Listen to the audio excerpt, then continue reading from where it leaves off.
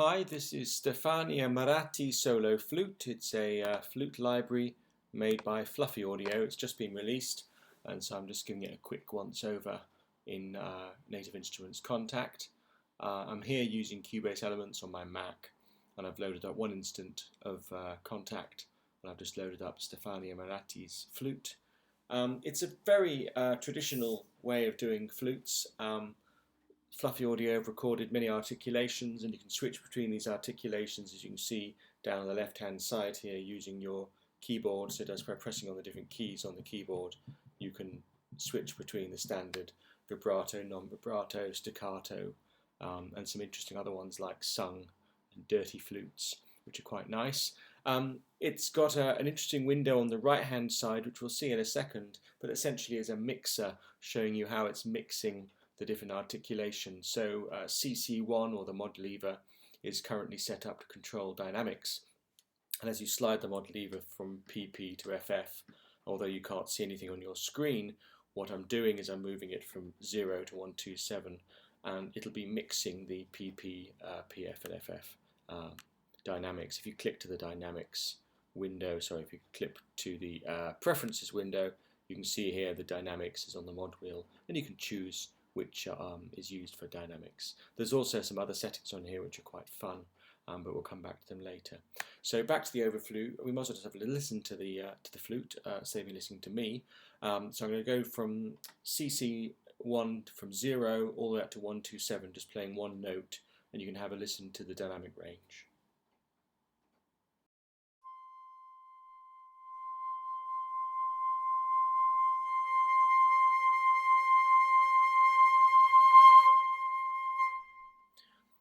So you could hear there that I was going from PP to mezzo forte simply just by rolling the CC1. This isn't an expensive flute library. As far as flute libraries go, it's a fairly inexpensive one. And you'll notice that because of that, it suffers somewhat from some kind of switching artifacts between the different dynamics. So if I play another note and just hear that again.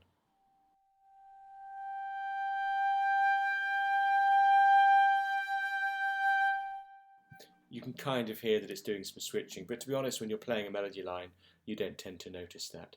So let's just go through the different articulations. I'm going to leave CC1 somewhere in the middle just for the moment, just to play through some of the articulations.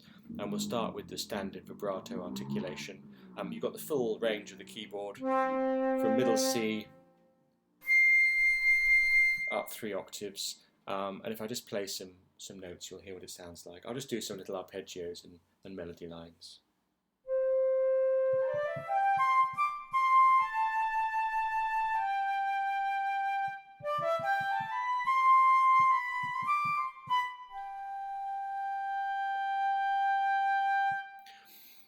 So you'll see with just me splodging on the keyboard, there are some little weirdnesses going on there. If you hit the key quietly, for instance, it gives a much slower attack. And because I'm much more used to Kontakt instruments that are simply controlled using dynamic controllers, I tend just to not really worry about how I'm hitting the key. The harder you hit the key, the more staccato the attack, and it actually switches articulations briefly. So if I just play the same note over and over again, you should be able to hear the different levels of attack with different velocities. So first a slow velocity.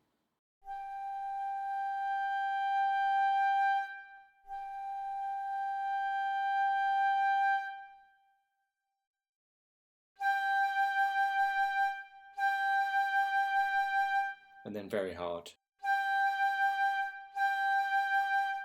So the attacks are slightly different in each case, which actually makes when you're playing like arpeggiated lines, actually it's quite nice because you can be soft and gentle, and then you can increase the velocity a bit. You could do this, of course, after you've done the recording in the edit. So that's the vibrato. It's actually a very nice instrument to play.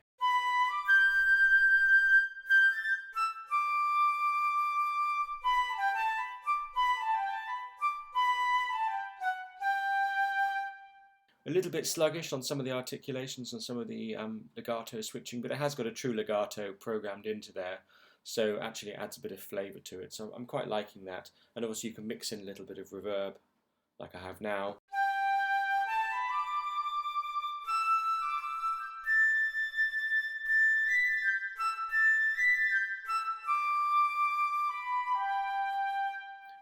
and get a little bit of wispiness about it. Okay, so the staccato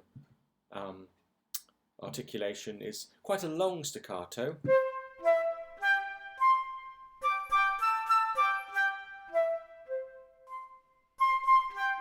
Velocity sensitive, as you'd expect. You've also got a fast staccato, and what they call tight staccato, and that is a lot.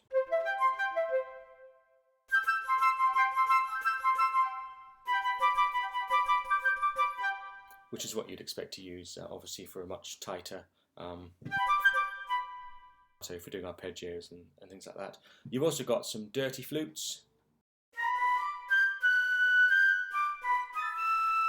which are quite fun, and you've also got some sung flutes, as if they're humming while playing.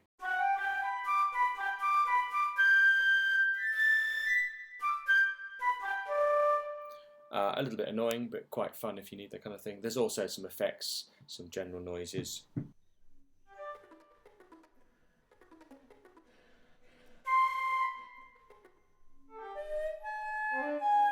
Which you probably will never need, but they're there if you need them. There is a non-vibrato articulation, which is nice for playing, obviously, in the context of an orchestra.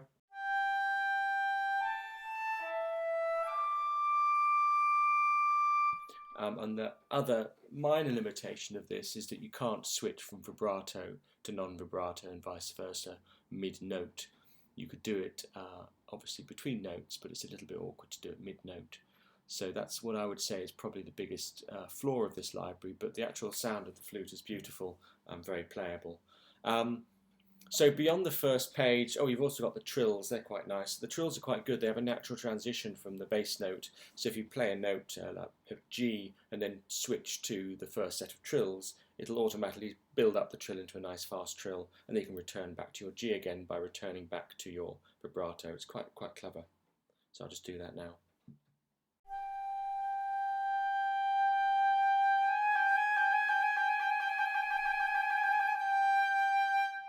And that's actually very clever. You can't do that in many libraries. It's nice to have that switching there. And of course it does the minor trills as well.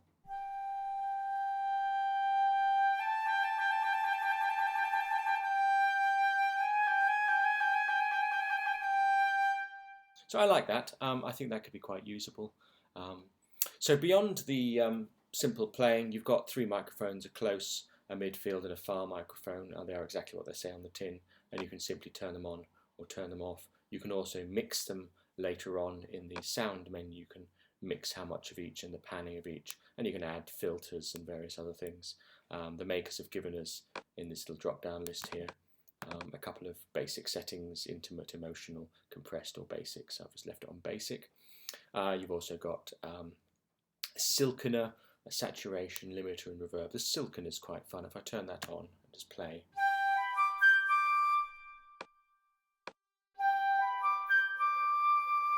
it just cuts out the top and bottom end and makes it a little bit more MIDI, which is quite nice for mixing with orchestras. You've then got this wonderfully complicated behavior window. This is actually really clever.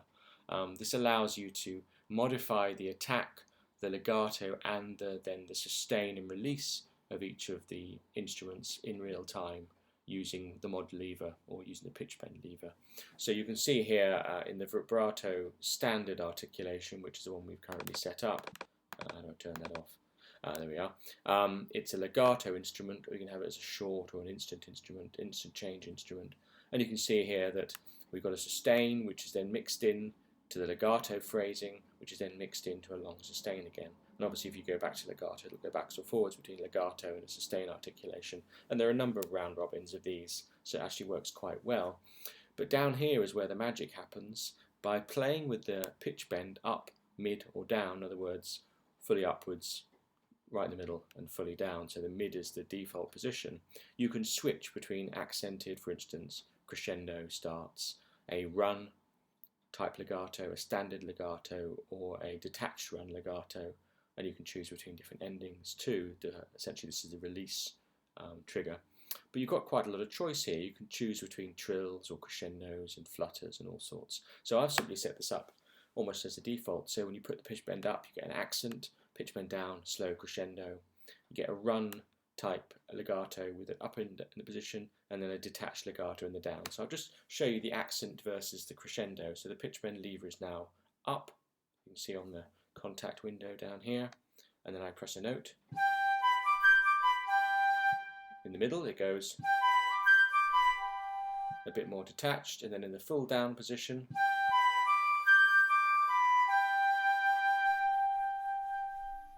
we've got a crescendo and also a decrescendo, which is quite nice. Within the note, if you then move your model lever around, you can change the type of legato. So in the default position, the legato is actually quite sluggish, but it's designed for playing slow phrases. So if I try and do a little G major arpeggio, it can go a little bit sluggy. So if I push the model lever in the up position while playing, it allows me to do those fast arpeggios. If I then move it down to the detach position or the detaché position, crescendo, so you can obviously turn that one off as well. So it is actually quite clever. The way it's organised is quite clever. If you turn off that decrescendo and just leave it on to a normal release, you can then do those lovely and actually do quite nice little phrases. So I quite like that. I think that could be very useful. And in the second window, you've got a whole load of settings. You can ask it to listen to the speed or the velocity, and at least I've got here that the speed is higher than 23 milliseconds, it starts an accent. So if you play quickly, it does an accent. If the velocity is lower than 20 velocity, it starts with a crescendo. So you can do all sorts of complicated settings with these to build up your own instruments, and then you can save that as your standard or as an extra, and then key switch to it. So this is vibrato stand, and it's key switch C1, but I could change this myself as well, which I think is really, really good. Beyond that, you've got some dynamic controls. Basically, this is what the system does. It's got this thing they call DCE, which is this dynamic mixing on this first page. Don't play with that. It kind of goes wrong. I've tried it. It just doesn't work for me, so I've kind of given up with that one. You've also got this compensator, which tries to edit the settings. If you've got a certain playing style or you've got a keyboard with a certain kind of heaviness in the keys, you can play with these settings and try and get up to speed. I've not had too much of a play with this, so I'm not going to worry about this for the moment. And then finally you've got the preferences where you can set up mod wheel, pitch wheel, expression, vibrato and vibrato rate. You wonder why we got vibrato amount and vibrato rate. Well, to get around the fact they sampled vibrato and non-vibrato samples with nothing in between, you can go to your articulations and choose synthesize vibrato. Go back to your preferences and you can select, I'm going to do here 76 and 75 I think would be the articulation for this one. Let me just click that there. How do I do that? There we go. Set that to 75. I should have a couple of levers here that do the job. There we are. So there's my vibrato rate and there's my vibrato amount. So if I play a note now, I should be able to bring my vibrato in.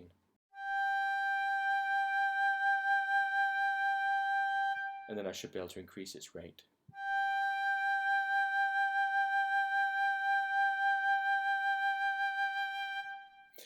So that's pretty much on the border of synthesis. It's synthesized vibrato. It's not exactly realistic, but you could get away if you needed it. If you were bringing it in context with a larger arrangement, you weren't just doing a solo flute. So they've got away with it, but I think they could go a little bit further into getting some kind of switch between vibrato and non-vibrato, much the same as a lot of the pitch wheel, tone wheel organs, sorry, can go between non-vibrato and vibrato with a slight mixer. So we'll see what they do with that in the future. But for a starter, I think it's a very good library. It was on offer, so it wasn't particularly expensive, and I think I can find it quite useful for the recordings we do.